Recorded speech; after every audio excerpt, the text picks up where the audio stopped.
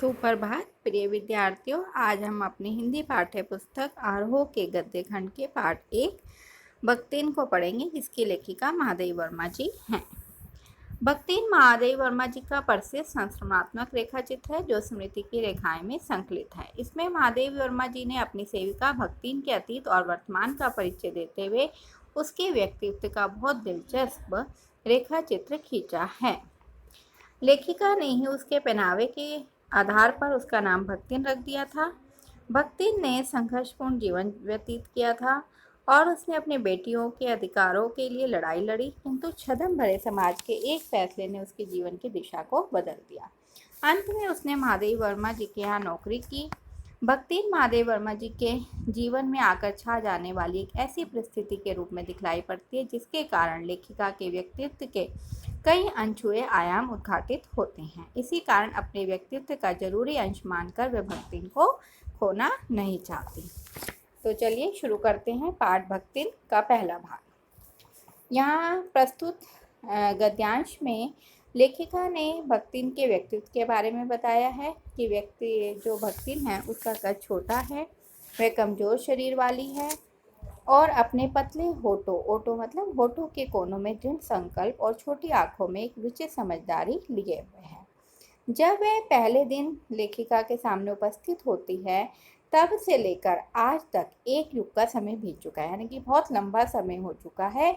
लेकिन जब कोई जिज्ञासु, जानने की इच्छा रखने वाला उससे इस संबंध में प्रश्न कर बैठता है, किस संबंध में, कि तुम माँ देवी के साथ कितने समय से रह रही हो, तो वह पलकों को आधी पुतलियों तक गिराकर और चिंतन की मुद्रा में, चिंतन मतलब सोच में डूबी हुई, ठुड्डी को कुछ ऊपर उठाकर विश्वास भरे कंठ से उत्तर देती है, तुम पचई काका बताई। यही 50 बरिस से संग्रहित है।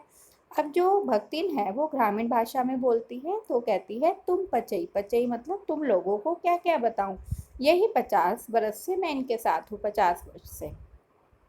लेखिका कहती है कि इस हिसाब से तो मैं 75 साल की हो गई और ये तो 100 वर्ष की हो गई। तो इस बात का भक्तिन को पता नहीं है, और पता भी हो तो वो मेरे साथ बिताए हुए समय में रत्ती भर भी कमी नहीं चाहती, अर्थात वो किसी भी कीमत में उस समय को कम नहीं करना चाहती। मुझे तो विश्वास है कि अगर कुछ समय बाद इससे कोई कुछ पूछेगा तो ये क्या कहेगी कि 100 वर्ष हो गए हैं, तो 100 वर्ष के हिसाब से तो मैं 75 की हो गई और ये 150 वर्ष की हो गई, तो ये तो असंभव सी बात है। तो लेखिका कहती है, अर्थात उसे, भक्तिन को मेरा साथ जो है वो बहुत पसंद है और उसे लगता है कि मैं बहुत लंबे समय से इसके साथ रह रही हूँ। यहाँ पर लेखिका ने भक्तिन के सेवा धर्म की प्रशंसा की है कि सेवक धर्म में हनुमान जी से स्पर्धा करने वाली, यानी कि जो उसका सेवा धर्म था वो हनुमान जी की तरह था। जिस प्रकार हनुमान जी श्री राम की भक्ति करते थे, उनकी सेवा करते थे, ठीक उसी प्रकार से भक्तिन भी महादेवी वर्मा जी की सेवा करती थी।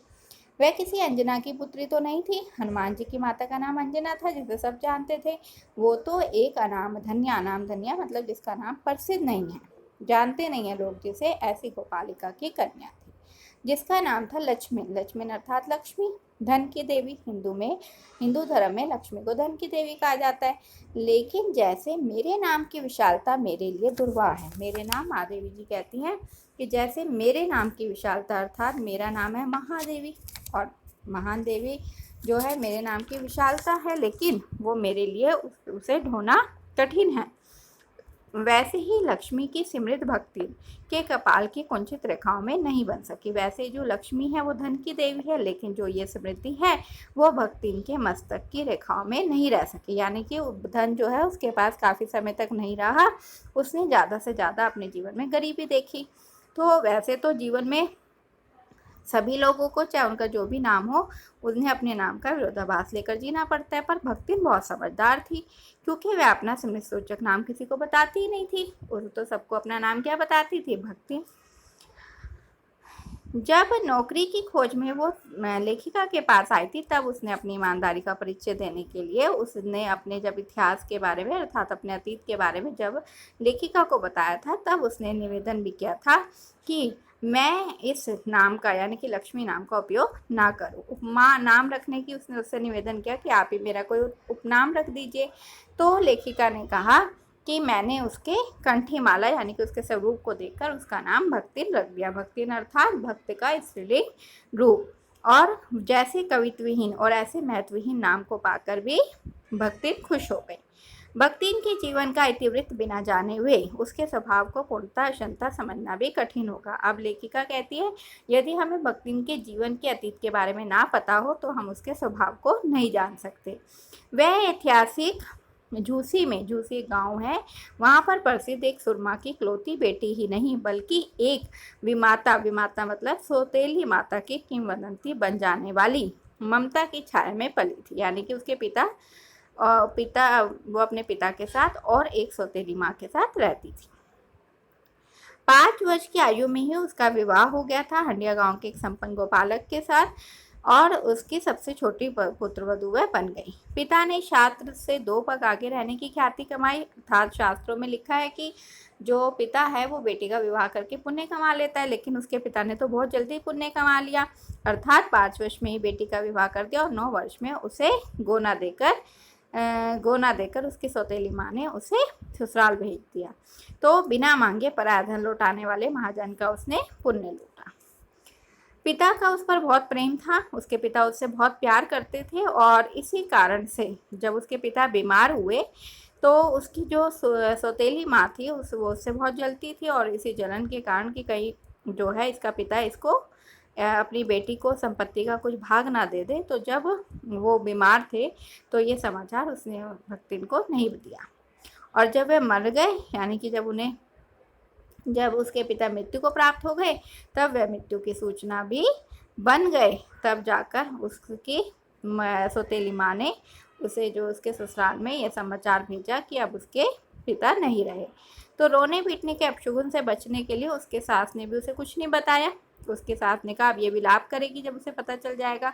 तो उसने भी उसे कुछ नहीं बताया, बस इतना कहा कि तुम बहुत दिन से नेहर नहीं गई। नेहर का मतलब होता है मायके नहीं गई हो, जाके हो आओ। अब जब भक्ति ने ये बात सुनी तो वो अपना पहना ओढ़कर सबको जो भी उसने कपड़े वपड़े लेने थे वो लेकर अपने मायके चली गई और उसके पैरों में जो पंख लग गए किस चीज़ के, खुशी के। लेकिन जैसे ही वो गांव की सीमा में पहुंची तो उसके पंख झड़ गए क्योंकि सब लोगों ने उसे कहा हाय लक्ष्मण अब आई अब आई। कहने का तात्पर्य ये है कि तेरे पिता बहुत समय से बीमार थे, अभी तक तो तू आई नहीं और अब जब वो मृत्यु को प्राप्त हो चुके हैं तो तू अब आई है इतनी देर से। लेकिन भक्तिन को उस समय भी कुछ समझ नहीं आया। जब वह घर पहुंची तो वहां ना पिता का चिन्ह था और ना ही विमाता के व्यवहार में शिष्टाचार का लेश था। ना ही तो उसके पिता रहे थे और ना ही उसकी सौतेली माँ ने उसके साथ अच्छा व्यवहार किया। दुख से शीतल, दुख से कमजोर हो गई और अपमान से जलती हुई घर में पानी भी बिना पिए वो उल्टे पैर ससुराल लौट पड़ी। सास को उसने बहुत खरी खोटी सुनाई और सौतेली माँ पर भी उसे बहुत गुस्सा था। तो वो सब उसने अपनी सास पर अपना क्रोध दिखाकर उसे शांत किया और पति के ऊपर गहने फेंक कर उसे सारी अपने पिता के, भाई मेरे पिता बीमार थे, मृत्यु को प्राप्त हो गए, मैं उनसे बहुत प्यार करती थी, ये सारी व्यथा उसने सुनाई। अब यहाँ पर दूसरा भाग शुरू होता है। जीवन के दूसरे परिच्छेद में भी सुख की अपेक्षा दुखी थे। जब भक्तिन ने एक बेटी को जन्म दिया और एक के बाद दूसरे के बाद तीसरी यानी कि भक्तिन की 3 बेटियां हुई, तब सास और जेठानियों ने उसकी उपेक्षा की यानी कि उसे ताने सुनाए। और सास जो थी वो 3 बेटों की माँ थी, तो वो भी अपना मचिया के ऊपर विराजमान, मचिया मतलब छोटी खाट के ऊपर विराजमान पुरखों की तरह बैठ गई। और दोनों जेठानियाँ भी जो है वो भी आराम करती थी क्योंकि उनके भी बेटे थे। तो सबने ही जो है भक्तिन को नीचा दिखाया और छोटी बहू की लीक चलकर छोड़ने के कारण उसे दंड मिलना आवश्यक हो गया। और भक्तिन की बेटियां थीं इसीलिए उसे दंड मिला। जेठानियां बैठकर सारा दिन बातें करती, अपने जो उसके लड़के थे वो भी सारा दिन इधर उधर जाते और वह जो भक्तिन है और उसकी बेटियां थी बेचारी नन्ही सी, वो गोबर उठाती, जो भी गांव के काम होते हैं मट्ठा फेरना, कूटना, पीसना, जो भी सारे गांव के काम थे वो सब वो करती।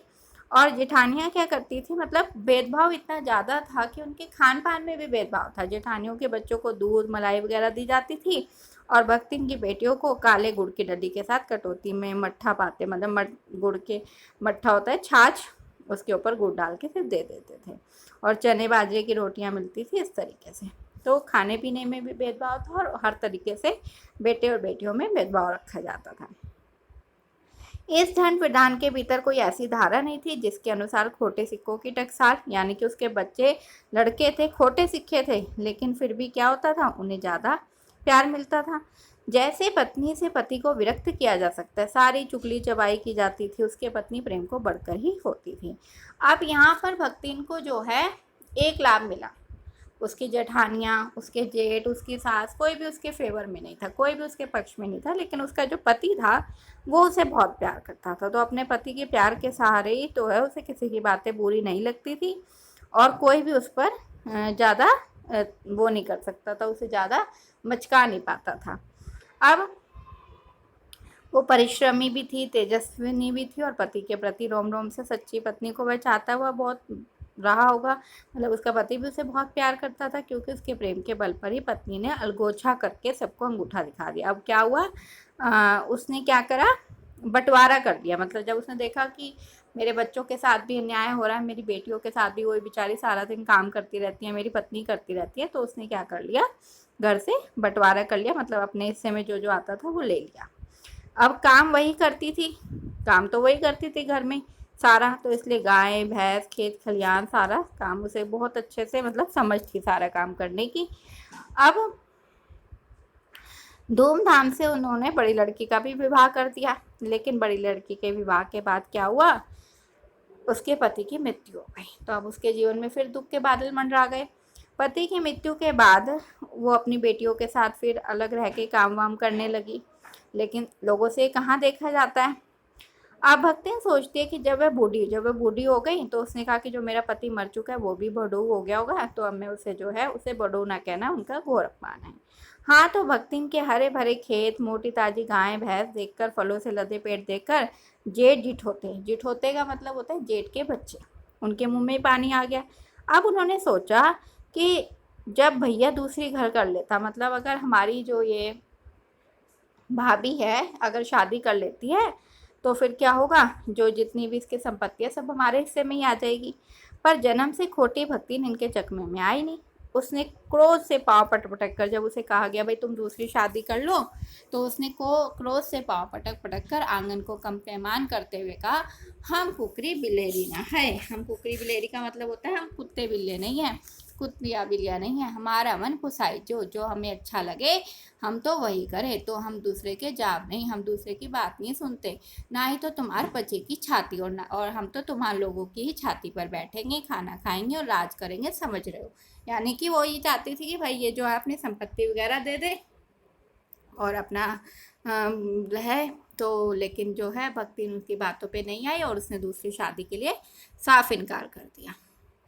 अब उसने ससुर जो थे और अजिया ससुर, मतलब ससुर के भी दादाजी और जाने की पीढ़ियों के ससुर, जितने भी मतलब उनके पीढ़ियों के थे ससुरगण की उपार्जित जगह जमीन से सुई की नोक तक बराबर भी देने की उदारता नहीं दिखाई। यानी कि जो उसके हिस्से में जो पूंजी आई थी, उसने उसमें से सुई के बराबर भी दूध दी नहीं, अपने जेठ को, अपनी जेठानी को, किसी को नहीं दी। इसके अतिरिक्त गुरु से कान फुकवा, कंठी बांध और पति के नाम पर घी से चिकने केशों को, यानी कि उसने अपने पति के नाम पर अपने केशों को भी मुंडवाकर अर्पित कर दिया। मतलब ये दिखा दिया उसने कि मैं जो है कभी भी शादी नहीं करूँगी। भविष्य में भी संपत्ति सुरक्षित रखने के लिए उसने क्या करा, छोटी लड़कियों का विवाह कर दिया, उन्हें ससुराल भेज दिया, और जो बड़े वाली लड़की थी उसके पति अर्थात अपने जो बड़े दामाद को घर जमाई बनाकर रख लिया कि भाई ये सब संपत्ति की देखरेख करेगा मेरे बाद। अब यहाँ पर तीसरा भाग शुरू होता है। भक्तिन का दुर्भाग्य तो उससे कम हटी नहीं था। अब देखिए पहले बेचारी का क्या हुआ, पहले उसे पिता के घर से उसका वो हो गया, बिछो हो गया, पिता चले गए। उसके बाद उसके जीवन में बेटियां हो गई तो दुख आया, फिर उसके बाद उसका पति भी चला गया। अब क्या हुआ, जो उसने वो घर जमाई बनाया था अपना बड़ा दामाद, वो भी, उसकी भी मृत्यु हो गई और उसकी जो लड़की है वो विधवा हो गई।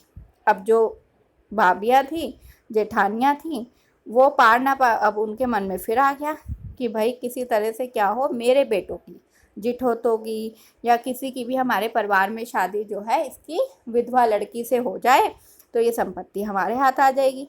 तो अब वो जो है उपाय सोचने लगे कि किस तरह से इसकी संपत्ति अब हमारे हाथ आ सकती है।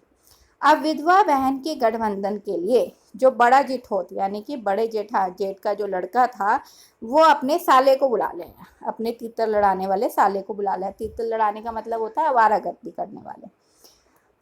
और क्योंकि उसका हो जाने पर सब कुछ उन्हीं के अधिकार में रहता, तो भक्तिन की लड़की भी माँ से कम समझदार नहीं थी, उसने साफ मना कर दिया कि मुझे शादी नहीं करनी है। अब भाइयों के लिए भी सुविधाजनक नहीं था, तो ये प्रस्ताव जहाँ का तहाँ रह गया। अब उसने देखा कि पहले भक्ति ने भी मना कर दिया था शादी के लिए, अब उसकी बेटी ने भी मना कर दिया।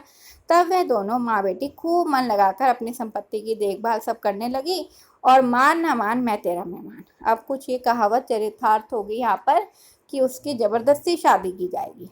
ठीक है, तो किसी ना किसी प्रकार वो सोचने लगे कि कौन सी ऐसी योजना बनाऊं। उसके जेठ का बेटा सोचने लगा कौन सी ऐसी योजना बनाऊं कि मैं अपने साले के साथ इसकी विधवा लड़की की शादी कर दूं। तो आगे का जो भाग है वो हम अगली कक्षा में पढ़ेंगे।